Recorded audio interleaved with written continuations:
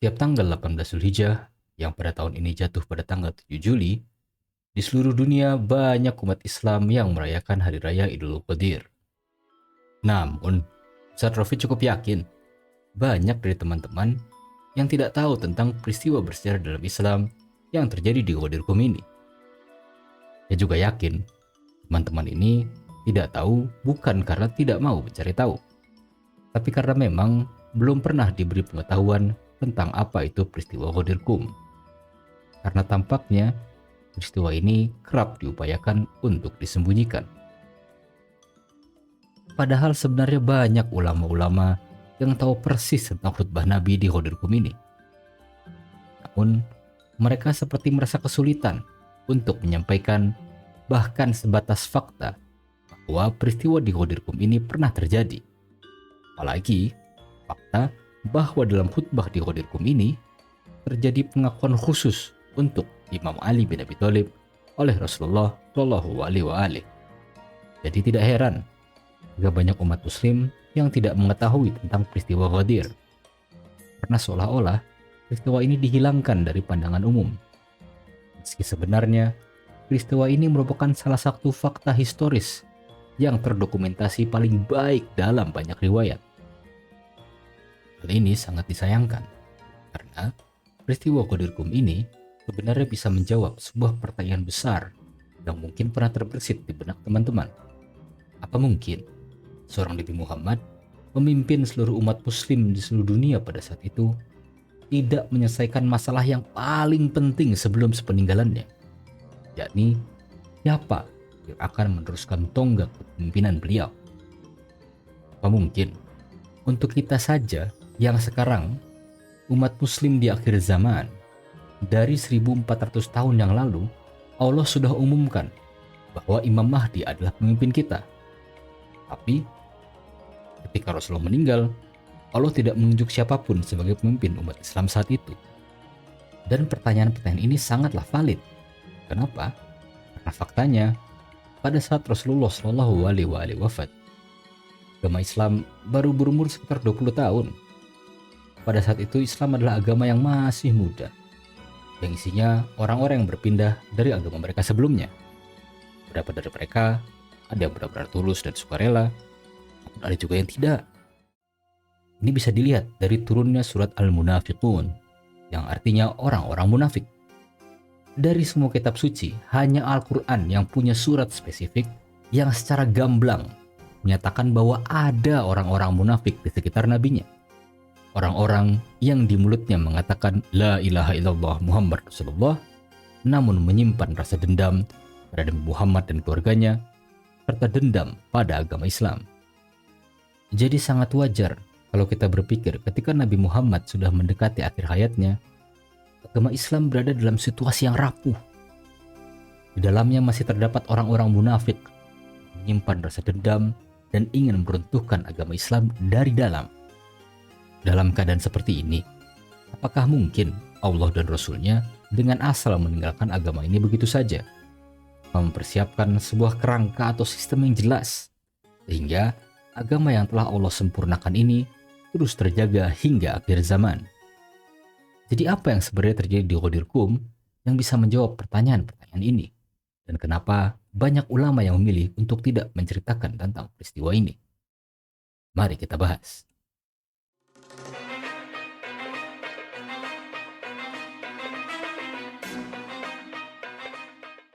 Assalamualaikum warahmatullahi wabarakatuh. Perkenalkan, saya Virtual Ustadz Rofi Daijobu, membawa perspektif baru tentang Islam yang penuh cinta kasih dari Ahlul Bait atau keluarga suci Nabi Muhammad Sallallahu Alaihi Wasallam. Peristiwa Qadir dimulai saat Nabi Muhammad Sallallahu Alaihi Wasallam telah selesai melaksanakan haji terakhir beliau pada tahun 11 Hijriah. Sebagai seorang Nabi, beliau sudah diberitahu oleh Allah bahwa ini akan menjadi haji terakhirnya.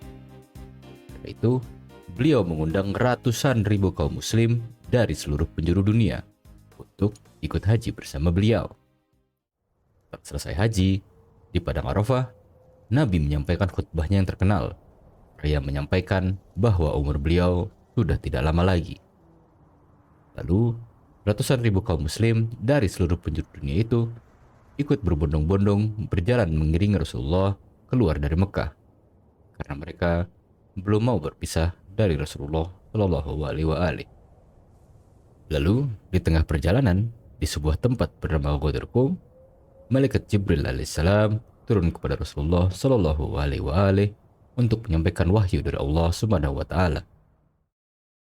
يا أيها الرسول بلغ ما أنزل إليك من ربك وإن لم تفعل فما بلغت رسالته والله يعصمك من الناس إن الله لا يهدي القوم الكافرين.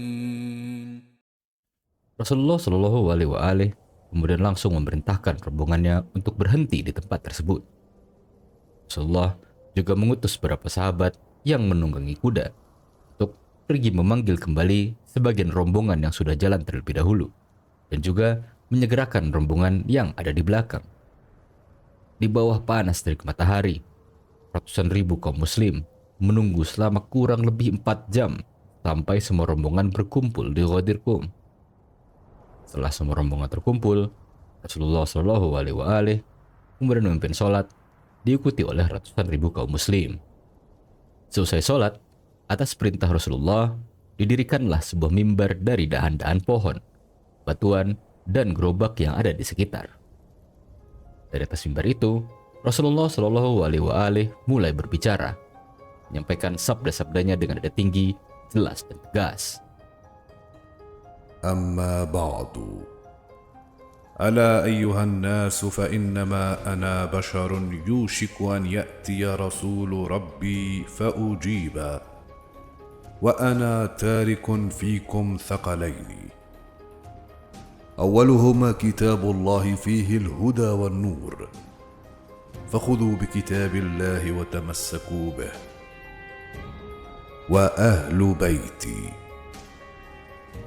أذكركم الله في أهل بيتي أذكركم الله في أهل بيتي أذكركم الله في أهل بيتي.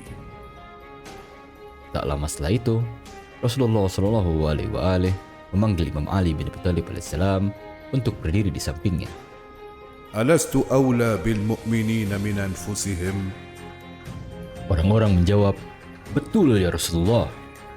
Rasulullah lalu memegang tangan Imam Ali erat-erat dan mengangkatnya tinggi-tinggi. Seraya berkata, من كنت مولاه فعلي مولاه اللهم والي من والاه وعادي من عاداه وانصر من نصره واخذل من خذله. Lalu para sahabat yang diantaranya terdapat Umar bin Khattab memberikan selamat kepada Imam Ali alaihissalam. Selamat bagimu wahai putra Abu Thalib. Sekarang engkau telah menjadi pemimpin seluruh muslimin dan muslimah. Segera sesudah Rasulullah Shallallahu Alaihi Wasallam menyelesaikan khutbahnya, turunlah ayat Quran ini. اليوم أكملت لكم دينكم وأتممت عليكم نعمتي ورضيت لكم الإسلام دينا.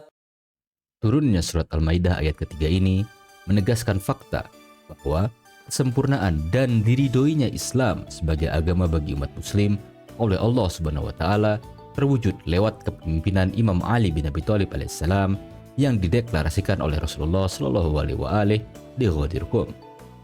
Dengan memahami peristiwa Ghadir Qum, kita bisa lebih paham bagaimana Allah sebenarnya telah mempersiapkan sebuah kerangka dan sistem yang jelas dalam sosok Imam Ali bin Abi Thalib alaihissalam dan Ahlul Bait Nabi Shallallahu Alaihi Wasallam untuk memastikan agama yang telah Allah sempurnakan ini tetap terjaga hingga akhir zaman. Sebagaimana dalam Al-Quran, Allah telah menegaskan bahwa pemimpin atau imam itu ditunjuk langsung oleh Allah Sang Pencipta, bukan oleh ciptaannya. وَجَعَلْنَا مِنْهُمْ أَئِمَّةً يَهْدُونَ بِأَمْرِنَا لَمَّا صَبَرُوا وَكَانُوا بِآيَاتِنَا يُوقِنُونَ. وَإِذِ ابْتَلَى إِبْرَاهِيمَ رَبُّهُ بِكَلِمَاتٍ فَأَتَمَّهُنَّ قَالَ إِنِّي جَاعِلُكَ لِلنَّاسِ إِمَامًا قَالَ وَمِن ذُرِّيَّتِي قَالَ لَا يَنَالُ عَهْدِي الظَّالِمِينَ. Jelas disebutkan dalam kedua ayat tersebut bahwa imam ditetapkan oleh Allah, bukan manusia. Mengapa? Karena Allah mengetahui bahwa jika dia membiarkan penunjukan imam berada di tangan manusia, mereka akan memilih sesuai dengan keinginan pribadi mereka masing-masing. Siapa yang sesuai dengan kepentingan bisnis mereka, siapa yang mengambil posisi yang menguntungkan bagi mereka, atau siapa yang memiliki hubungan dengan suku mereka. Itulah kenapa di peristiwa Ghadir Qum, Allah menunjuk Imam Ali bin Abi Thalib alaihissalam sebagai imam yang meneruskan kepemimpinan Nabi Muhammad Shallallahu Alaihi Wasallam atas agama Islam. Namun, di sisi lain, peristiwa Ghadir Qum membuka sebuah kotak Pandora kontradiksi. Karena apabila pengumuman Imam Ali bin Abi Thalib alaihissalam sebagai penerus Nabi Muhammad Shallallahu Alaihi Wasallam benar-benar diakui, kita jadi harus bertanya, mengapa sejarah yang kita kenal saat ini yang bertentangan? Mengapa setelah wafatnya Nabi Muhammad justru terjadi suksesi kepemimpinan yang berbeda? Hal ini mungkin menjelaskan kenapa banyak ulama memilih pendekatan yang hati-hati, bahkan menghindari sepenuhnya dalam membahas peristiwa penting ini. Oleh karenanya, poin penting lain dari peristiwa Ghadir Qum ini bukanlah hanya tentang siapa pemimpin yang seharusnya 1400 tahun yang lalu.